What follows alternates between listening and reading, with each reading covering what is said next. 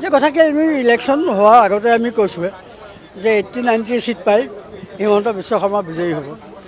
কাৰণ তেখেতে বিশেষকৈ হিমন্ত বিশ্ব শৰ্মাই অসমৰ তৃণমূল জনতাৰ বুকত সোমাই গৈছে।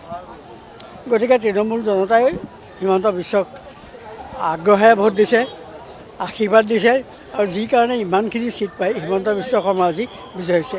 হিমন্ত বিশ্ব শৰ্মাই অকল বিজেপিকে জিতোৱা নাই, বাকী যিসকল পাৰ্টি আছে তেখেতসকলকো যথেষ্ট সহায় সাৰথি কৰি জিকাই আনিছে। গতিকে অসমৰ ৰাইজে হিমন্ত বিশ্বৰ কাম দেখিছে, তেখেতৰ ব্যক্তিত্ব দেখিছে আৰু ৰাইজে আগ্ৰহেৰে হিমন্ত বিশ্ব শৰ্মা মুখ্যমন্ত্ৰী হ'বলৈ বাট চাই আছে। আজি সেই ৰাইজৰ সপোন সফল হ'ল।